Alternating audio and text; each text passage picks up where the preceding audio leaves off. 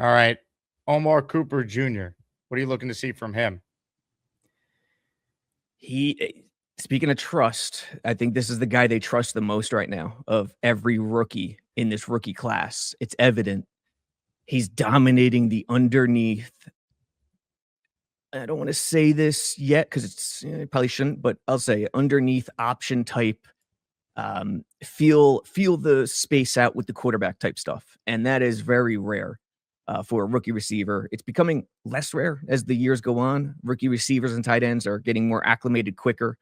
Different sport, you could do so. You just get out there and play and move in space, but no run and shoot principles. Not no, but compared to Jerry Glanville's days, it's not as intense. So does that trust carry over? And is he as entrenched as I think he is? And if so, do his smarts continue to shine? Does that route running, does his football IQ and his instincts stay true to the naked eye in terms of practice? Is he feeling those soft spots? Because if he is, man, that's a really good thing for him to get it down in the brain to go along with his raw physical traits. Comments, questions, super chats. They cut the line. We're going through the Jet rookies and the expectations in year one for the top 50 picks. That, of course, 3 in the first round and then the 1 in the second round. That's the Angelo Pons. Yeah. I think he's starting when we get to week 1, Robby. But what are you expecting from Pons this summer and in his rookie season? Yeah, I still love the Pons pick. I like the Cooper pick a little better, but nitpicking there. I know people are still not hell-bent, but they have their heart set on Pons maybe playing outside. I don't think I see that initially, or maybe, I don't know, maybe ever. I don't know. We'll see. We'll see what happens. It's going to, here's the one thing where he could be outside. Glenn loves man coverage. And what I see from the outside, the boundary corners right now, Stevens, AZ, Nashon, it feels like they're better in zone than man. There's a mismatch there that I just can't wrap my head around in terms of personnel and what Glenn loves to do. Maybe Glenn is going to play a lot more match zone this year. We'll see. That would be, I tip my cap to him doing that. Pons can get it done in terms of 1v1 man.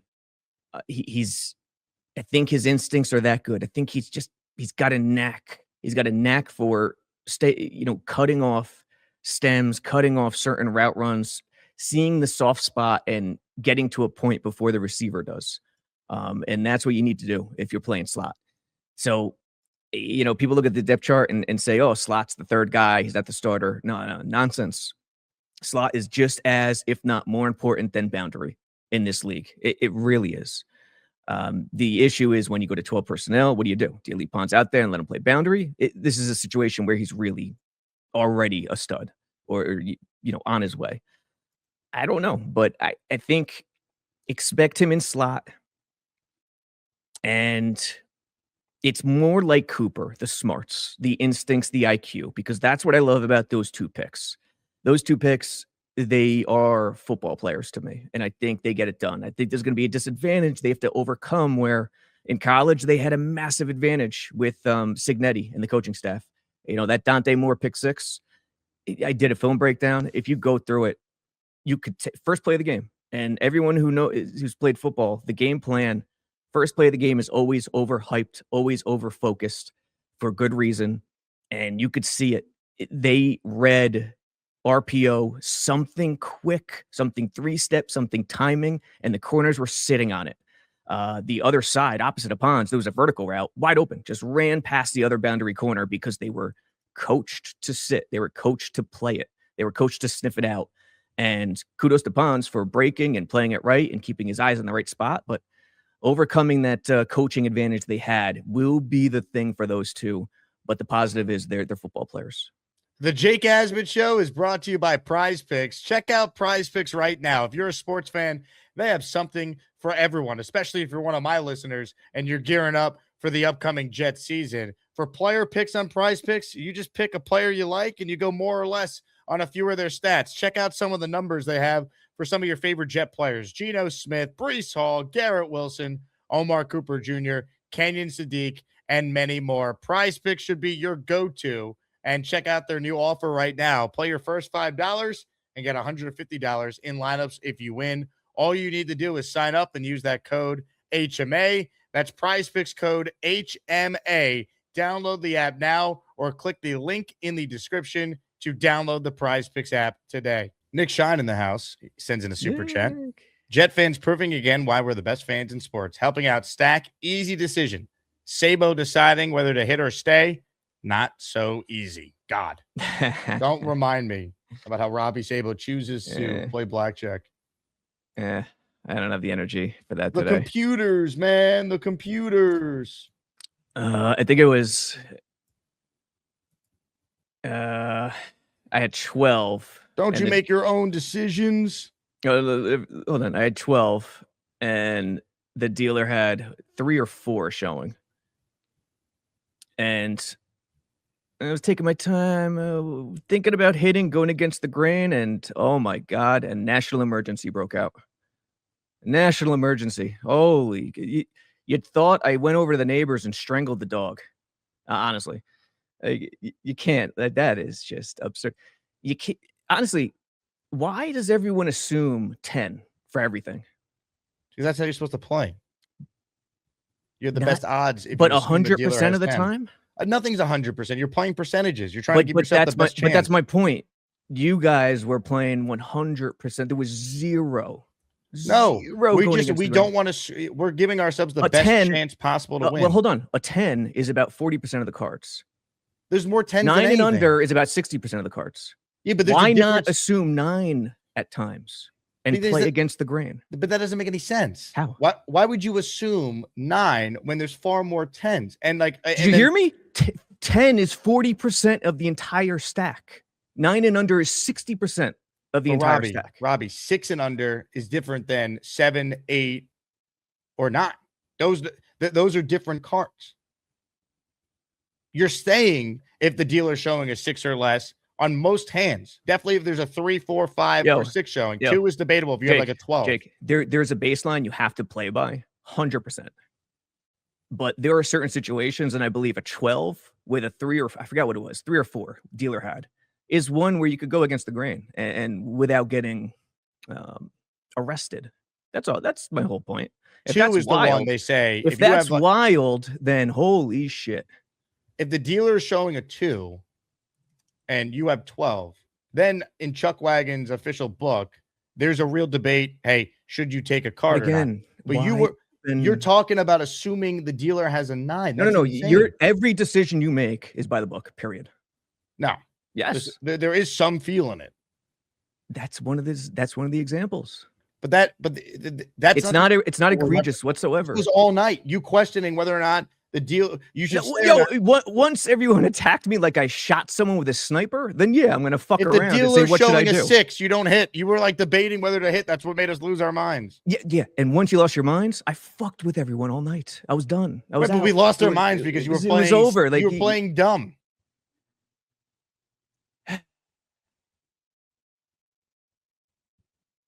It was fun. Keep yelling at everyone about how they play. Listen, it's not. People could play with the way. Like it's. Hold on. It's not egregious. 12 with a 3 or 4. I have an expert on the line. Chuck Wagon's always cooking, which it takes. Chuck Wagon's even cooking at the game. Chuck Wagon hates McDonald's, but he's headed home to cook. It's time once again for Chuck Wagon. I'm going to make this brief. With a 12, if the dealer up card is a 2 or 3, you hit. If it's a 4, 5, 6, you stay. If it's 7 or above, you hit. That's it. Hey, Robby, okay, I'm sorry I missed you. Put a simulator at the chair. Why are you playing? Put a computer at the chair. Why are you playing? You play to win the game. What are you talking about? He's right. He has the official book. Chuck Wagon made $100 grand over the weekend. The book, which the casino loses because of the book, right? Again, The casino wins. These buildings are built because Correct. people lose money. Correct. It's called which gambling. is why you have to deviate sometimes. But Not all the time. on In borderline very decisions. fine gray situations, you could go based on feel. It's But you were not gambling, basing anything on motherfuckers. feel. You wanted to hit with a 6 as the up card for the dealer. It wasn't 6. It was a 2 or 3. There were multiple times where I was fucking with you after the first time.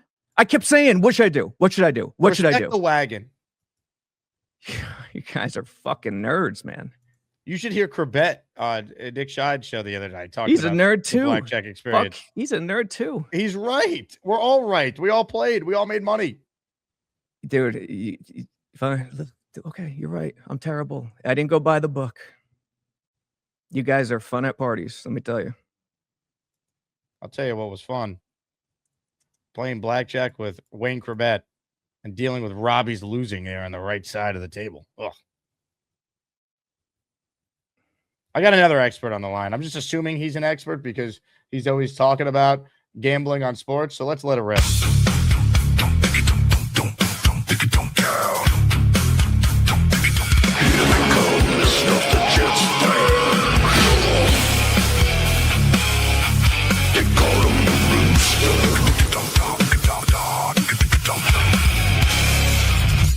I had to jump in. You guys are Now, fucking insane. Robbie, let me just. Here's my opinion. When I'm going to play blackjack, I am going to play by the book every single time because it gives me the best percentages to win. But here's my feeling: when you That's fine. I'm not screaming at you for that. I'm not screaming. But hold on, I'm not screaming at anyone for a second. Let me, because I have players that are like you. I know, but let me just say something. I'm not screaming at anyone for doing that. That's fine. But when people scream at me, that's a problem. Let me explain. So, if you're going to make a living at blackjack every day, and I sat at a table with you, I'd walk away every time because if I'm going to the casino 2 or 3 times and I'm with one of my buddies who's a field player, that might be the one time they help you out a few times. And that's just the way it is. Now, I would never play that way, but I have seen times where the field player makes a move. Like my father, the greatest, he'll never take a hit on 16 versus a 10 because Jake, he wants to stick and Jake's see. the same way. And he might win that time, but it's not being a simulator. When you're going to gamble, you want your best chances to win. That's it. Right. And most people Hey, don't. dude, know the but here's the rules. thing. I would never call anyone a simulator if I didn't get yelled at like I just pantsed them in the middle of the casino and embarrassed all of them. Don't yell at. It's not an egregious move. What I did. It's not even close to egregious. It is. You might It win. isn't. It is, Robbie. What, a 12 with what was it? It was a 3 or 4 with the dealer. Four, And had never. 12. Not 12. I think it was It was a everything. 3 or At 4 one and I point, had it was a 12. 4. At one point, it was definitely a 4. You don't hit. And the Because dealer it's was always also a 10. busting a lot too. That's why it's like, why would you But tempt the fate? again, Robbie. Give me an example where it's a gray area then, if that's not one. If The you two, have a the 12 and the dealer's showing a 2. 12. The 12 is the gray area. Some people stick, some people hit, and you don't. That's what I had. Oh. No, there were moments the dealer was not showing. Jake, a that was 2. the one where you guys lost your minds. It was a 12. There were moments where, I kid you not, the dealer was showing like a 5 or a 6 and you were debating hitting. And I'm like, what are you doing? Just let the dealer bust. Dude, do you know how much I was fucking with you after that? Because when you yell at me like I'm an asshole, it's over. Oh, gambling wars. I've seen the gambling wars. No, it's not talk for 2 years. You're the when None of us knew you were kidding. There was a lot of money on the table that was on the line. No, when you go to a casino and you run into someone like you who does that. Also, the problem was, dude, we assumed you knew how to play, and we let you be the end. The problem is the first person and the last person at a table are the most important on the blackjack table, and you were in the power chair. This was the problem. I ruined the night. What can I tell you? I ruined the night, dude. Jake, it's your world. Everything you say is correct. I ruined the night. Like, what the fuck do you want me to say? Time out. Did the table just go completely bad, or is it a few hands? I mean, no, they screamed. We bullied Robby into not doing the bad stuff. Moment. Well, I mean, that's fair. They screamed the fuck at me on that one moment on a 12. We won. We all won. Richie made like $800. What does that have to do with you He's never screaming played at me? before. What does that have to do with you screaming at me? We screamed at you to stop you from doing dumb things. It worked. No, it didn't, dude. The proof is in the cash. Dude, like, you don't scream at someone like that. Like, that's just fucked up. It's fucked up. No, that's part of it. Listen, that's it's fucked up. A guy who's not playing the same way, his boys are going to get on him. But it's not just the way it is. We were nice to you. We could have just got up and left and went to a different table. Next time, can you do that? Please. I have a Kenyan Sadiq. Like, listen, it's such a. You're telling in us my mind, it's such a why assume it's a 10? I'm just trying to have fun. It's a non-entity. No, I'm just trying to have fun, and you're acting like go to a $5 table. No, that you're wrong, Robbie. You're wrong. What's that? You always assume the dealer has a 10. That is a fundamental rule. When these guys are playing real money, you can't go off the book with them. If they're never go off the book. I'm saying within reason. I'm when the saying dealer has 12 is within reason. If you're that at wasn't the only example we're referencing you're at a here. $5 But table, that's the only. That is the only example. It was like a after that, $25 table, dude. After that, it was. You it was real money. It was you $25 knew I was minimum. fucking with you guys after that. You knew it. So stop bringing up other examples. Like, the machine. And I'm not fucking with you. I don't know, dude. Wayne and I did not know. That's why we were yelling. Okay, dude, disown me. Like, what the fuck do you want from me? We love you. It's not that big of a deal. Okay, we survived. We all made money, and we move forward now. I got a quick Kenyan Sadiq point. Yeah, we move forward. Yeah, let's give us some Sadiq. Let's play football. You know what I'm thinking, Robbie, with Kenyan Sadiq? I am not worried the first half of the season what we get out of this guy. I'm more worried about the returning tight end because I know he's going to be a little slow played with his injury. And we're not in it for Kenyan Sadiq for the first half of the season. We need to see Kenyan Sadiq slow walked a little. So, and it's not going to bother me with his injuries. We had 3 draft picks. He's not a play right away. The play right away is to make sure Mason Taylor's ready to go and then get Kenyan Sadiq ready. I mean, I'm not going to panic and go bananas if Kenyan Sadiq game 1 or 2 is not doing that much. I see you. Don't take the blackjack out on me. I'm enjoying the comments here. Into this. Nick Shad wrote it. I sat at table seat when he got up. It's made 720 quickly. I can't even talk football. They're so blackjacked up. I'm the gambling degenerate. Big win on Spain, by the way. What a game that was. Was it really? It was boring. No. See, Jake. This is where I'm going to disagree with the angry American. It was an incredible game. Spain. The way Spain played, the way they dominated, the scoring is secondary. I know the chat's going to destroy me. That's why I've been hiding for 2 weeks when I've been watching soccer. It was beautiful the way Spain played. And yes, they did. The goalie made some unbelievable saves. It was great soccer. It was dominated by one side. The last 10 minutes of regulation, there was good drama. Okay, that's good for me. I had Spain, but Spain is unbelievable. Why can't we? Okay. I don't even want to talk about soccer. What do you feel about Kenyan Sadiq? Hey, real quick, Paul wants to know if Robby will be in the new Ocean's 11 remake. Yes, it's called Ocean's 4. I don't know how to. Robbie, it's okay. Take it.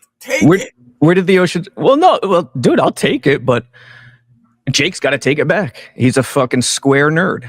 What? That's not fair. When you go, how is it not fair? Because Robbie, the game has.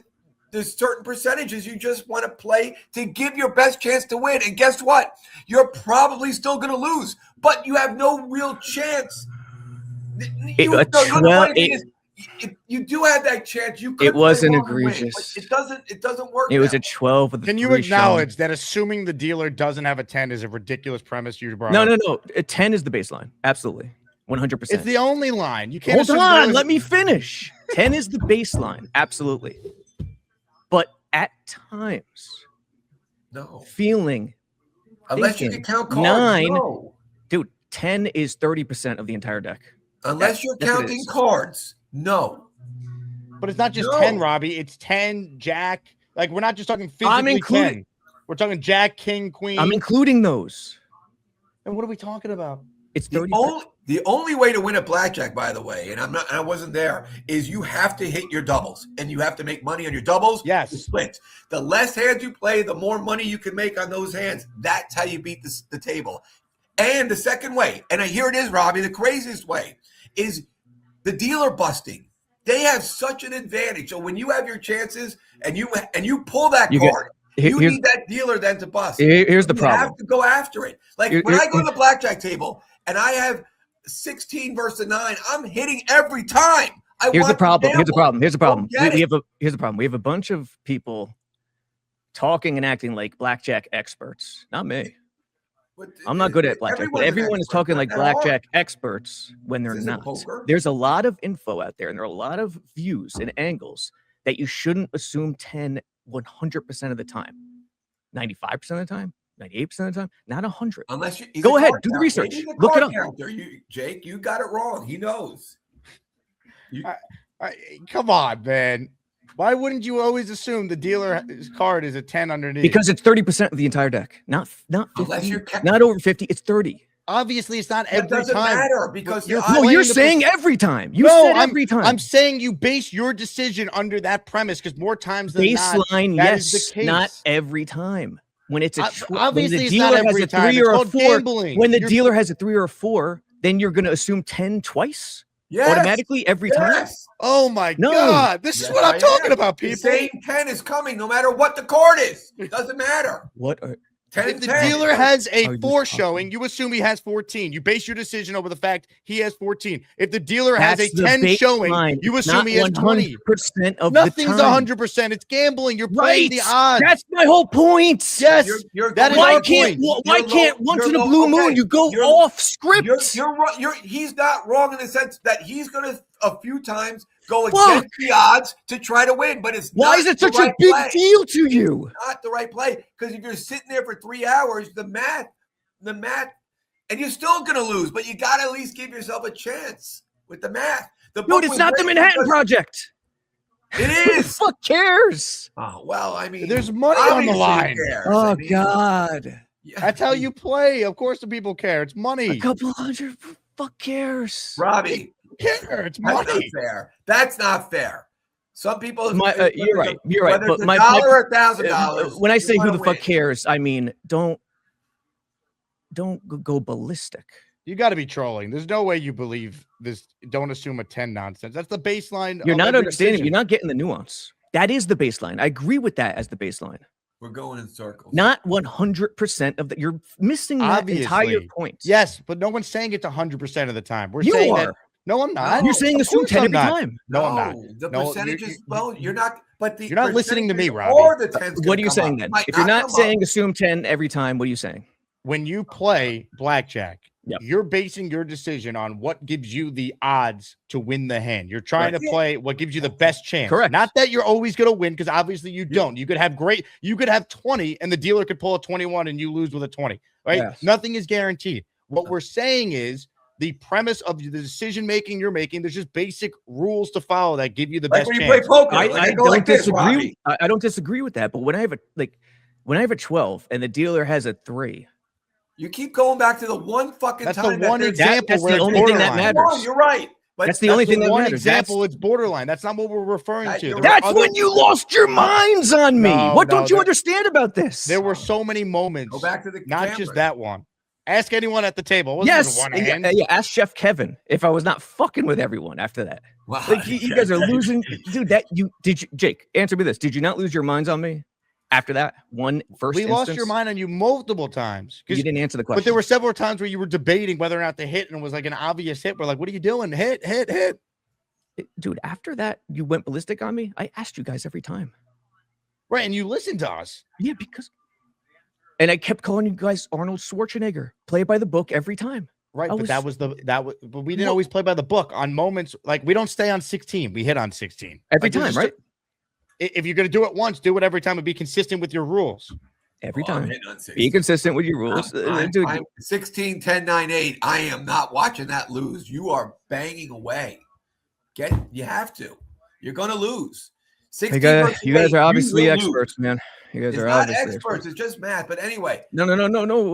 I mean, look, it's math.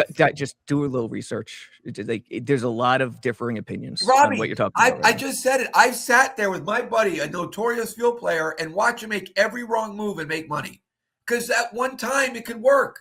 But when you're playing with a group of guys, the drinking is going. Believe me, you just want to play by the book. It's going to work in your favor. Within reason. Be aggressive. If some people don't like to double with 10. They'll only do it with 11. Like if you want to be extra aggressive, I'm all fine if you want to press your luck. But the situations you're describing is just not how you play. 12 with a 3 showing, me deciding hit or not. You keep going back to that one. Is not within reason. It wasn't the one. That's the one. That wasn't the hand. Brewster, that's not what we're referring to. It was probably 4. You lost your fucking shit. Did you win or lose money on Saturday when you That played? was the entire I lost like 70. Took out 400, lost like 70. The bottom line is this. We're not telling you that. Why did you ask me that question? I'm just curious because I pretty much everyone at the table made money. Okay. Like what the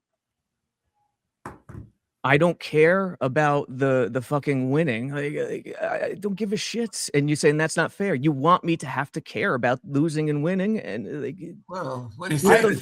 You're telling me how to live my life. Stop. Live your life however you want. We're just telling you you're not going to win as much as you would if you assume the dealer has a 9 instead of having a 10. Robby is with blackjack. Jake, you're not getting the nuance, dude. Right, when the dealer has a 3.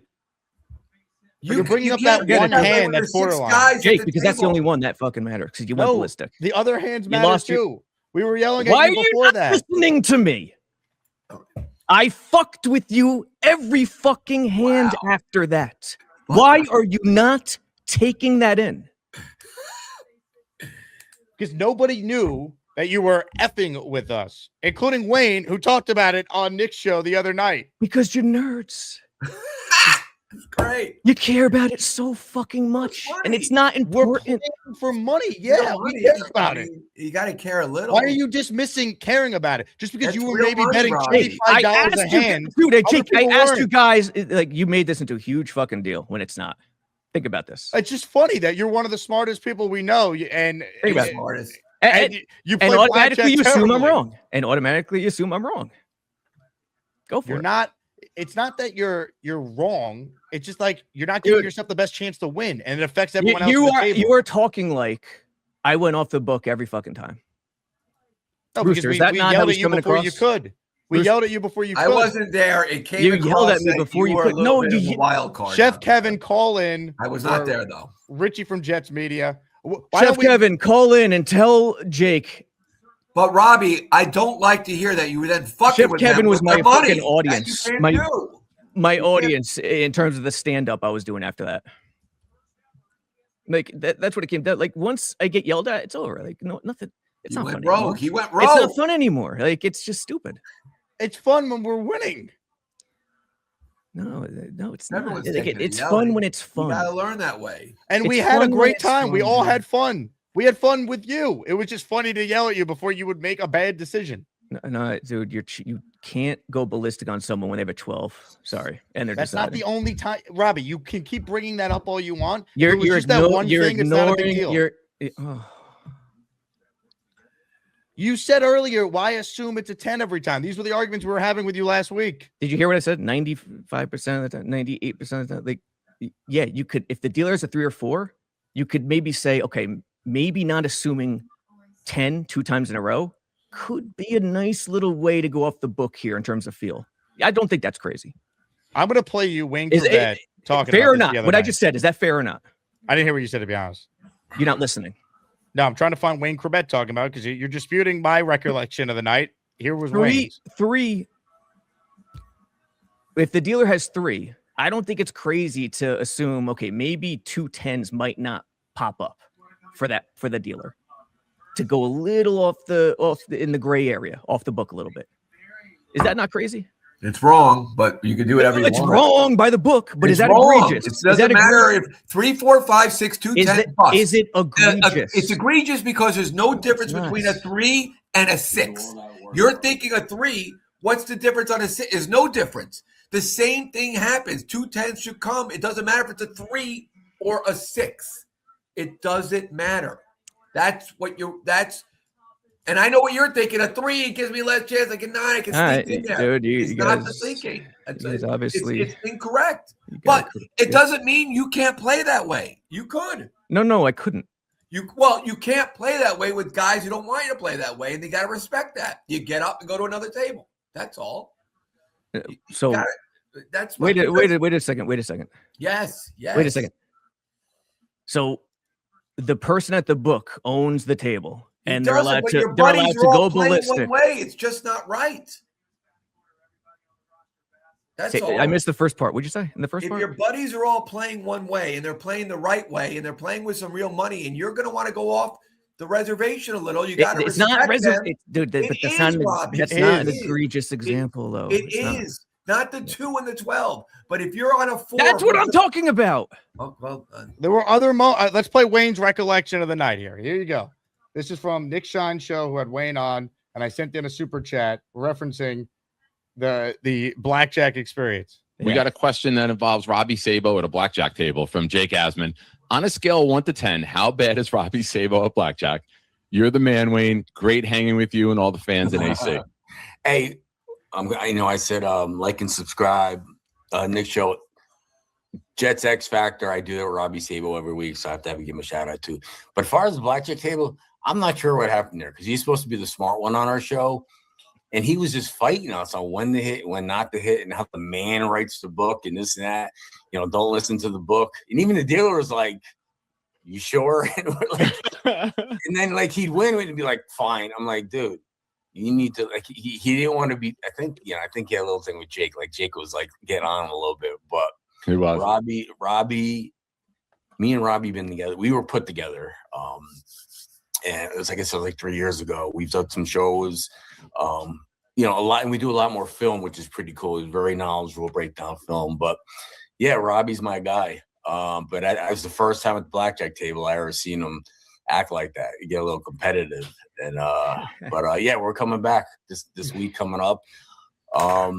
So yeah, grateful for you guys having me there, and Jake was awesome. Yeah. And just having Robby there. That was a good table. It was a real good table, because no one except for we kind of bossed Robby around, but we didn't have someone that played really stupid, and that kind of helps, Nice. Because we prevented him from playing really stupid, Wayne. Yeah. Shit, I forgot what I was gonna say. Hey, here's the deal. Just got no chance unless you click on that like button. And you got to make sure you subscribe to the Jake Asman Show. You don't, you can get the fuck out. Now let's go, Asmaniacs. We're built for this shit.